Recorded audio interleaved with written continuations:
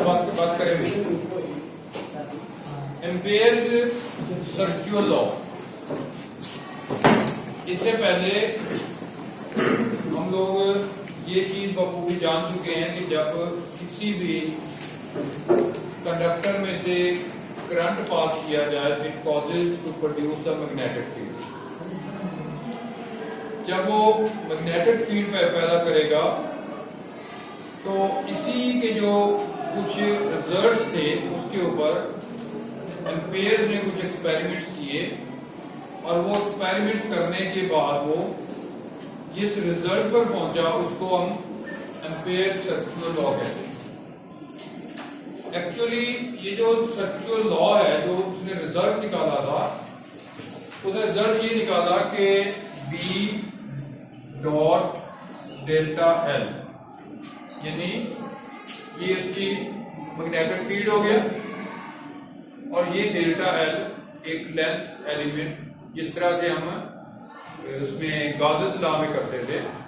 पिछले इलेक्ट्रोस्टैटिक्स वाले चैप्टर में, जहां हम एक गाशियन सरफेस लेके छोटा सा एलिमेंट सरफेस एलिमेंट लेके फिर हम उसको हल करते थे।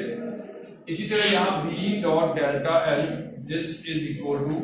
Mu naught I. यहाँ जो म्यू नॉट है ये कांस्टेंट ऑफ प्रोपोर्शनैलिटी इसको कहते हैं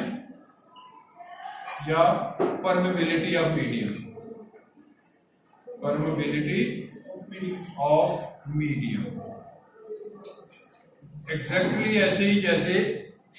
कूलम्स लॉ में बात हमने की थी परमिटिविटी ऑफ फ्री स्पेस या परमिटिविटी ऑफ मीडियम, तो यहाँ म्यू नॉट जो है ये परमेबिलिटी ऑफ फ्री स्पेस क्या है। अब अगर इस चीज को हम इसमें से हटा दें तो हम देखेंगे B dot delta L become proportional to I, यानी करंट के ये प्रोपोर्शनल हो जाएगा। पहली लाइन जो मैंने बोली थी कि किसी कंडक्टर से जब हम करंट पास करते हैं it causes to produce the magnetic field. इससे क्या साबित हुआ कि जैसे जैसे आप करंट की मिकदार बढ़ाते चले जाएंगे तो उसके इर्द गिर्द पैदा होने वाले मैग्नेटिक फील्ड की स्ट्रेंथ जो है वो भी बढ़ती चली जाएगी। अब अगर उसी मैग्नेटिक फील्ड के रास्ते में अगर हम कुछ सरफेस एलिमेंट रख देते हैं तो उसमें से ज्यादा लाइंस गुजरती हैं, जितनी ज्यादा लाइन गुजरेंगी उतना ही मैग्नेटिक फ्लक्स भी उसका ज्यादा हो जाएगा। और मैग्नेटिक फ्लक्स में लास्ट में आपने देखा था कि हम मैग्नेटिक फ्लक्स कैलकुलेट करने के लिए ये दो बी और डेल्टा एल का प्रोडक्ट देते हैं। तो इसी चीज को उसने एम्पियर्स ने एक लॉ की शक्ल में B dot delta L equal to mu naught I की शक्ल में पेश किया, जिसको एम्पियर्स सर्कुलर लॉ कहता है। अगर इसको डिफाइन हम करना चाहें कॉम्प्रिहेंसिवली तो हम कहेंगे सम ऑफ क्वांटिटी या algebraic sum of quantity that is B dot delta L is equal to mu naught times the total current passing through the circuit, total current passing through the circuit.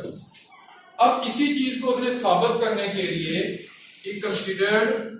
a straight conductor carrying an amount of current I in the upward direction along with a circular ring। ये गोल उसने दायरे की शक्ल में, बिल्कुल ऐसे ही इसको समझ लें कि जिस तरह हम एक स्ट्रेट कंडक्टर में से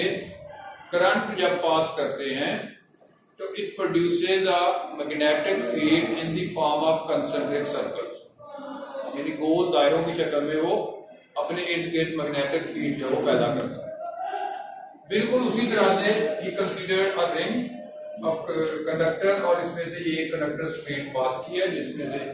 करंट पास होगा और ये इसके इर्द गिर्द मैग्नेटिक फील्ड पैदा करेगा। अब अगर ये इसका सेंट्रल पॉइंट है, ये इसका रेडियस, अब क्योंकि जब उसने इसकी कैलकुलेशन की है तो keep the magnetic field uniform, keep the magnetic field uniform, क्योंकि अगर हम पूरी सरफेस को कंसीडर करेंगे तो पॉइंट टू पॉइंट इसकी डायरेक्शन जो है वो चेंज होती चली जाती है। अब इसको फील्ड को यूनिफॉर्म करने के लिए और इसकी डायरेक्शन को, जिसको हम इंस्टेंटेनियस डायरेक्शन भी कहते हैं, वो लेने के लिए ये जो टोटल सर्कल है उसको उसमें छोटे छोटे लेंथ एलिमेंट्स के अंदर तकसीम कर दिया। जिस तरह हम मैग्नेटिक फ्लक्स निकालते हुए या इलेक्ट्रिक फ्लक्स निकालते हुए स्मॉल सरफेस एलिमेंट्स लेते हैं, या उसने छोटे छोटे लेंथ एलिमेंट्स लिए हुए हैं, जो कि ये यहां मैंने दिखाया हुआ है इसमें, जो कि डेल्टा एल के बराबर। अब इसी मकाम पर अगर मैं इसके मैग्नेटिक फील्ड की डायरेक्शन निकालना चाहूं तो पहले हम इस पे बात कर चुके हैं कि जो इंस्टेंटेनियस डायरेक्शन होती है किसी भी मकाम पर किसी भी पॉइंट पे, that is along the tangent on that surface, यानी यहां उसकी फील्ड की डायरेक्शन ये आ जाएगी, ये बी हो जाएगा। अब जो आपका डेल्टा एल एलिमेंट है, एग्जैक्टली कल जब हमने लेक्चर दिया था मैग्नेटिक फ्लक्स वाला, वहां मैंने आपको बात समझाई थी कि अगर एक सरफेस है आपके पास जिसको हम एरिया वेक्टर कहते हैं, जब एरिया वेक्टर कहेंगे तो इसका मतलब है कि वो फिर वेक्टर क्वांटिटी है। वेक्टर क्वांटिटी होने के नाते उसकी कोई ना कोई डायरेक्शन होगी जो कि यूनिट वेक्टर से रिप्रेजेंट करते हैं और वो इसके परपेंडिकुलर होते हैं। Is it clear? इसी तरह से मैग्नेटिक फ्लक्स में हमने स्मॉल एलिमेंट्स लिए और उसकी भी एक डायरेक्शन हो। अब ये जो डेल्टा एल है, जो एक लेंथ एलिमेंट है, this is acting along its direction, ये इसकी मैग्नीट्यूड होगी। अब इसकी जो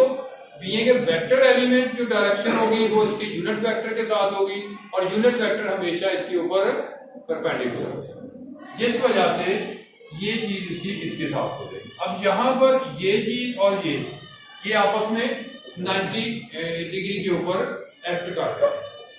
और ये परपेंडिकुलर हो जाएंगे। अब इसकी वजह से जब ये लाइंस ऑफ फोर्स इसके अंदर से गुजरती हैं तो इससे एक मैग्नेटिक फ्लक्स पैदा होगा, जिसको हम कहते हैं बी डॉट डेल्टा एल। अब इसी बी डॉट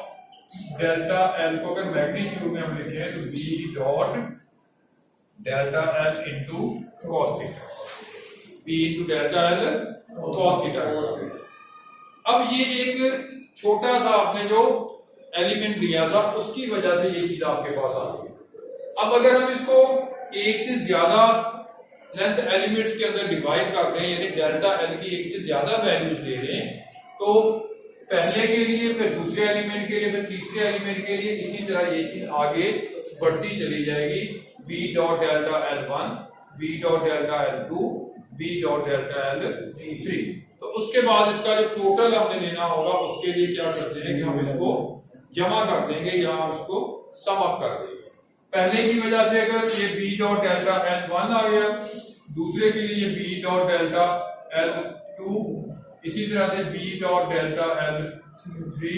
और इसी तरह अगर हम चलते रहे तो इसको हम एन वैल्यू तक भी लेके जा सकते हैं। ये आएगा म्यू नॉट आई। अब इस सारे को जब हम सम अप करते हैं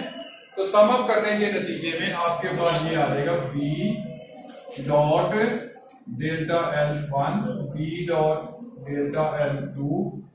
B dot delta L three, और इसी तरह से हम इसको जब nth वैल्यू तक ले जाते हैं तो ये आ जाएगा delta L N. This gives you the equal to mu not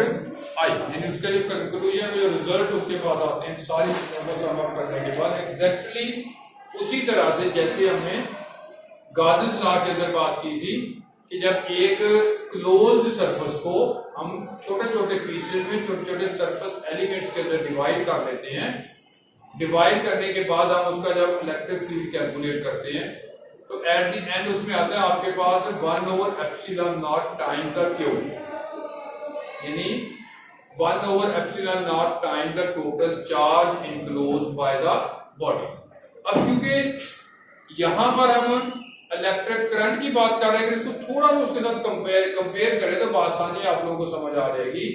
वहां हम क्या कर रहे थे, उसकी permittivity of free space use कर रहे थे एप्सिलॉन नॉट, यहां हम permeability of free space use कर रहे हैं। ये मीडियम के लिए फ्री स्पेस है, जो अदर मीडियम आ जाएगा उसके लिए इसके अदर वैल्यू आ जाएगी। उसके बाद गासेस लॉ में हम इलेक्ट्रोस्टैटिक्स की बात करते हैं, हम चार्जेस की बात करते हैं, आपके पास रिजल्ट आता है 1/ε0 टाइम्स इनटू क्यू। बिल्कुल सेम ऐसे ही कि यहाँ चार्जेस मोशन में which are causing the production of the current, तो यहाँ जो है वो आपके पास आ जाएगा म्यू नॉट आई, यानी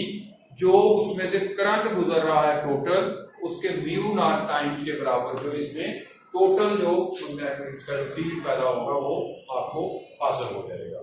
तो इस तरह से हम इसको छोटे छोटे सेक्शन में डिवाइड करने के बाद इसको कहते हैं अलजेब्रिक सम। इसी चीज को अगर ओवरऑल लिखना चाहे इन शॉर्ट, इसको हम यूं लिखेंगे sigma B dot delta L, bracket के बाद आर डालेंगे, जबकि आर की वैल्यू 1 से लेकर कैपिटल एन तक, एन जो इंटीजर्स को दायर कर रहा है इसकी कोई भी वैल्यू है वो आप यहाँ इस्तेमाल कर सकते हैं, this will become equal to mu naught I, यानी mu naught times the total current. तो ये एक छोटा टॉपिक था एम्पियर्स का, जिसने मुख्तलिफ तजर्बात करने के बाद इस चीज को जो है वो समाप्त किया, और समाप्त करने के बाद वो इसी रिजल्ट पे पहुंचा कि किसी कंडक्टर से जब करंट पास करेंगे तो इसके इर्द गिर्द जो मैग्नेटिक फील्ड पैदा होगा वो अगर आप कैलकुलेट करना चाहते हैं तो उसमें से गुजरने वाले करंट की मिकदार को परमिबिलिटी या मीडियम के साथ मल्टीप्लाई करें तो it will give you the total magnetic.